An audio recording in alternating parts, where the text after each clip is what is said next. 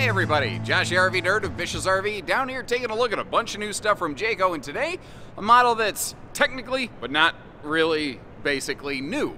Previously known as the 24RE Eagle HT, now the 26RE. And the reason they've kind of changed this up is they have reset a little bit their Eagle HT series. What they've done with this is they've peeled out a lot of the fluff stuff, like the BM Pro Smart Command System. Some people really like it, I get that, but they peeled out a bunch of fluff stuff like that that not everybody needs, wants, or cares for. And what the end result here is something that weighs less, costs less, and is more accessible with more vehicles that can get to it, and more budget that can get to it. Now, what I like about this, there's a big trend right now of a lot of manufacturers offering something that's less expensive. And that's not a bad plan, certainly, but a lot of manufacturers have gotten really cutthroat chintzy with it. When I went through this one, things I was happy to find, it still has that 2+3 year warranty with allowances for full-time RVing. It still has automatic leveling, the enclosed heated belly, the 0 to 100 degree weather package. All those core critical things that define what you think of when you look at Jayco, when you look at Eagle,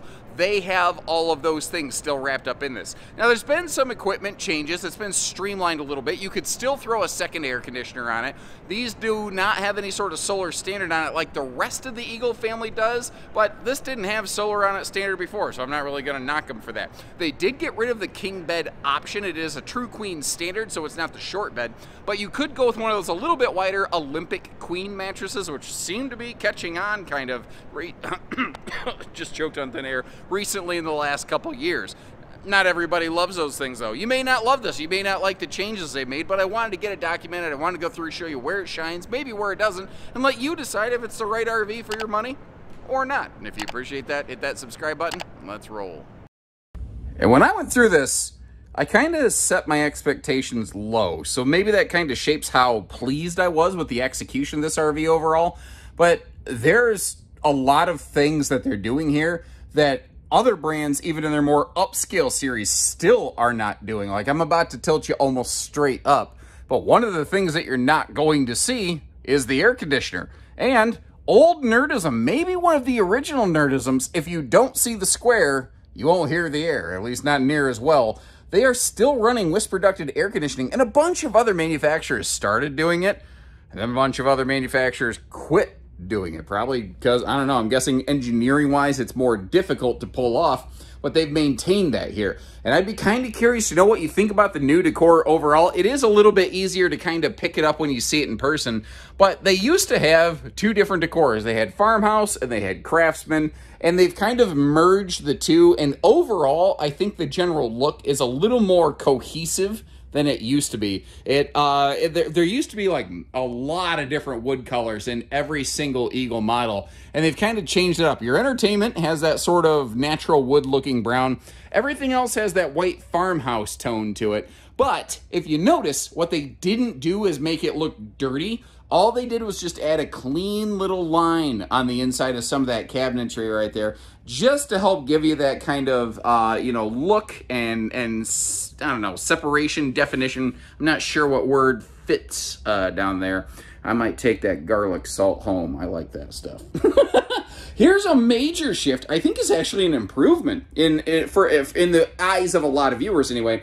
In these smaller HTs, they got rid of the vents in the floor. Now, the entire Eagle family has not gone ventless in the flooring. Some of them have retained the vents, but these smaller models, they did some testing. They found they were able to maintain their 0 degree functionality. And that kind of is a cool thing about Jayco. They do more testing than more brands. When they make claims, they have the work to back it up. They've also standardized what I call the Franken table. What's funny is Jayco was the first manufacturer I saw to offer this as an option, and almost nobody took it. And now it's really becoming popular. What I also respect, there's still Jayco doing Jayco things. They still include the 2 additional fold-away chairs. You'll actually see them stuffed along with a bunch of other stuff under the bed later in the video.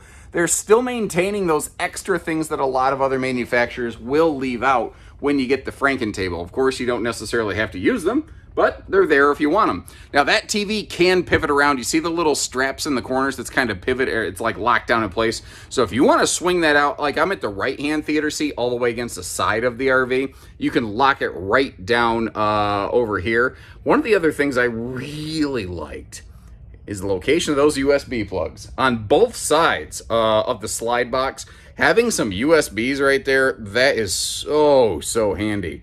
I don't think they were using the smaller oven last year, but this new HT series does bring us a smaller oven. And a lot of people are immediately like, yuck, don't like that. And I get that. And I would love to hear some feedback. Do you think this is good or bad? The thing is, a lot of people don't use the ovens, so what that allowed them to do was add some additional storage down there that I don't believe was there before. And I've noticed they've really gone like GE appliances across the board. Instead of like, brand A, like one brand of microwave, one brand of oven or whatever, they've gone with one brand all in. And what that does is it requires that brand to have some accountability and produce, refrigerators and microwaves that actually work for you. This is also a nice little touch. The hardwood cabinet doors are now on magnet clasps as opposed to like those little bulldog kind of, clips and whatnot. And those hidden hinges, the whole look and feel of it is cleaned up a little bit. Now that versus the 24RE predecessor, that big hidden pantrytainment storage center with the Legend of Zelda sound when you open it. Legend of Zelda sound not included, by the way. But the fact is that's all still back there. And of course, you do have some different seating arrangements. Today we're looking at a true couples layout with theater seat and table and chairs. But there's hide-a-beds, there's booths, there's different ways that you can outfit this to kind of, fit you and your lifestyle a little bit better the way you're going to use it. Overall, though, for no bigger than it has some really extreme, especially kitchen storage. And the living room really isn't big, but if there's one or two of you, I don't know what more you need. You got a nice place to sit down. You're sitting right on top of the TV. You've got options over here for dining, however works for you. And I love it when the main floor and the slide floor match that carpetless look that they have here. It just gives it such a clean overall look and execution. But they still gave it a little bit of Ritz and Mataz and all that kind of stuff, like this accent wall up here. Because when the slide closes, they couldn't really make anything that sticks out. The wall's a little flat, but they trimmed it out and framed it out nicely. And I don't know, just aesthetically, it's rather pleasing to me anyway. Then we start sliding upstairs. Now, in the previous Eagle HTs, on the way up through the hallway, this is where your digital command center would have been, the BM Pro system. Well, they've just gone to a simple switch panel, which frankly doesn't bother me. I like the idea of the digital panels. I guess if they're there, that's cool. But there's something about switches. Switches rarely fail. But digital stuff is far more likely to fail. I like reliability. I like knowing and feeling more confidence and peace of mind that when I go out with my RV, it's going to be there to do the job it needs to do. We're going to come back to the bedroom, but just little details like this, just having a light switch just inside the bedroom door, little stuff like that, nice little catches. Now, up here in the bedroom, or bathroom, I hope you're not sleeping in here. Maybe if you tie one on with Uncle Gary, you might end up sleeping in here, but hopefully that's not the case. This hasn't really changed a whole lot. I like what they're doing here, though.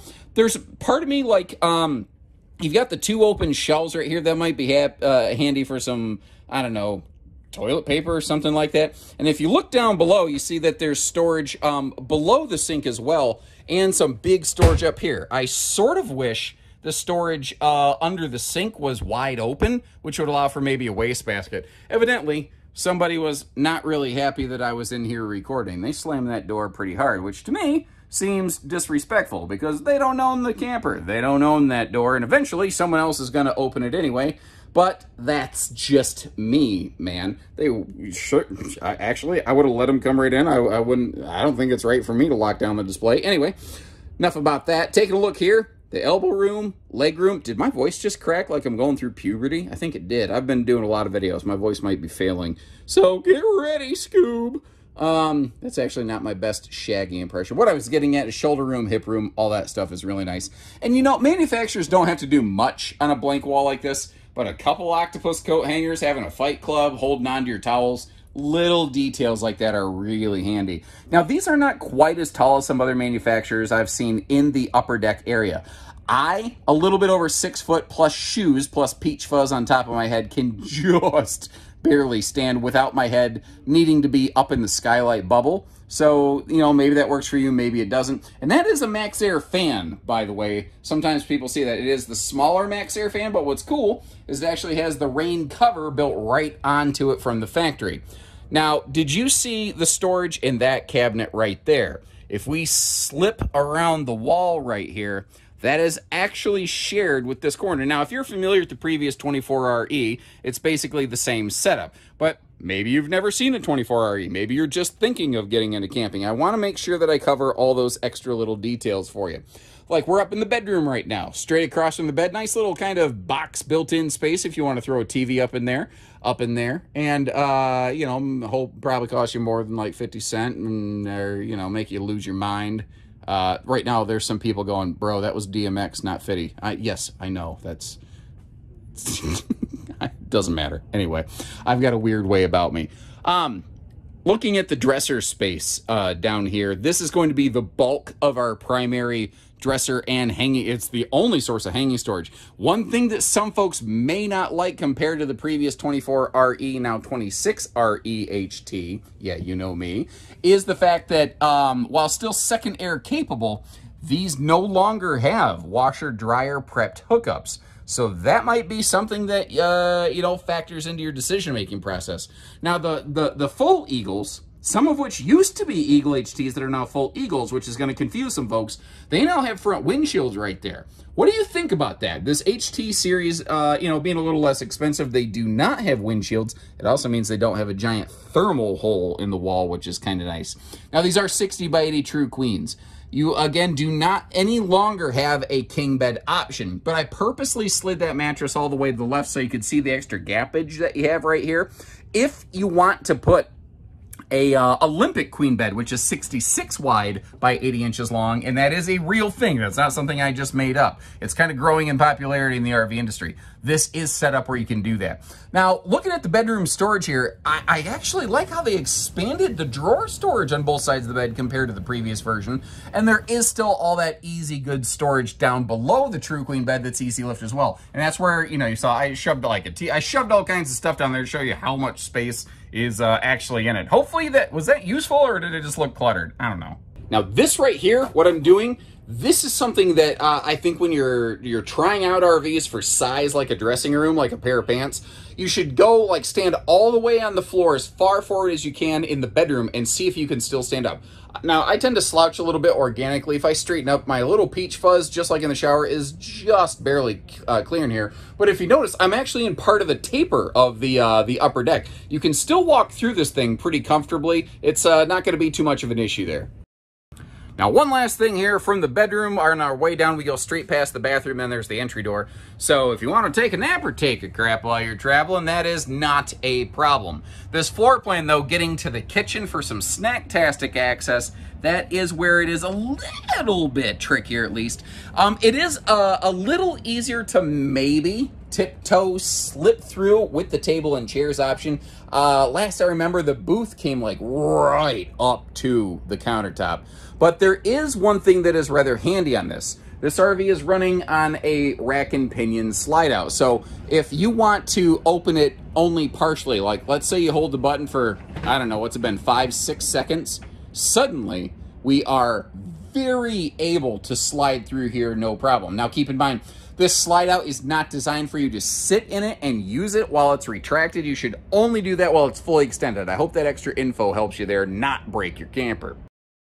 So they're still calling these Eagle HTs, and I think the idea is to imply half-ton towability. And yes, there are a small, limited number of half-ton pickups that actually do have the moxie to handle one of these safely, basically. They have the equipment, but that's not the general half-ton that most people have. And the thing is, most half-tons have the ability to tow the RV, but not carry and haul it. And if you don't know what that means, it means your truck, a lot of half-tons have the towing capacity, but lack the payload rating to be able to handle the hitch weight of this thing, because even though they stripped some weight out, they made it a little bit smaller, it's still carrying over 1,600 pounds of empty, unladen hitch weight.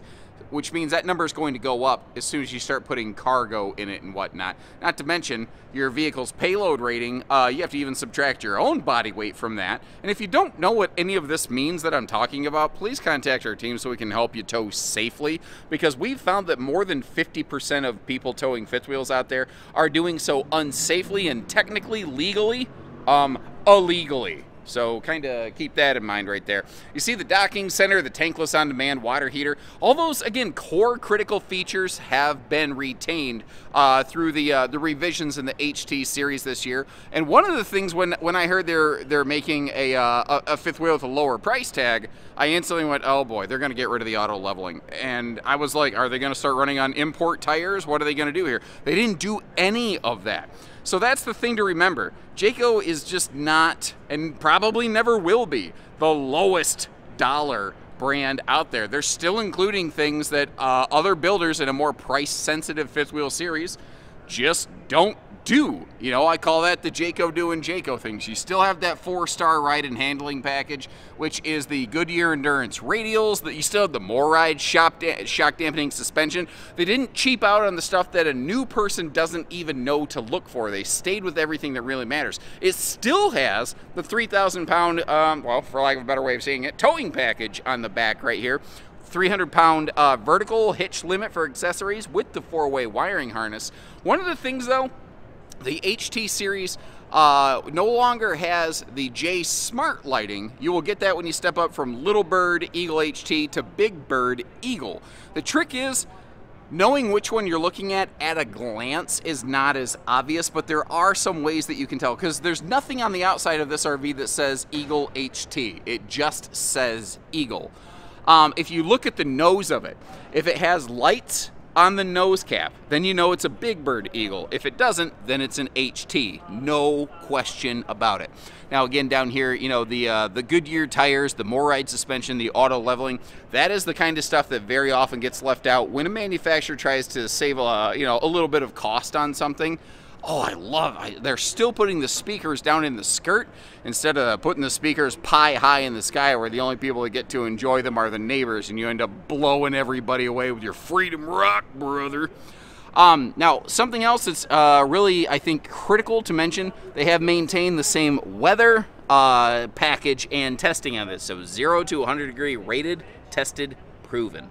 Now, one last thing over my shoulder here, you see this little kind of griddle sticking out with like little sink basin. That is an optional item that you can add on to one of these Eagle HT models. They all have that J-port. They still have that little side mount, basically sideways 2-inch receiver hitch.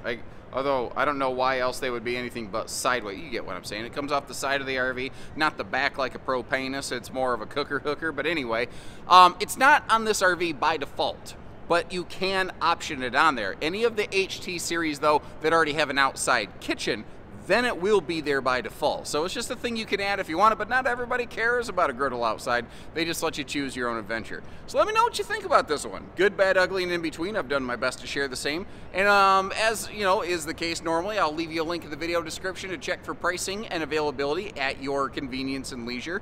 And until next time, if you appreciate what we're doing for you, hit that subscribe button and come visit one of our stores, and we'd love the opportunity to earn your business. And if we fall short somewhere, can't fault you for buying elsewhere. Take care, stay safe, have fun, and happy camping, everyone. Why am I blinking so much?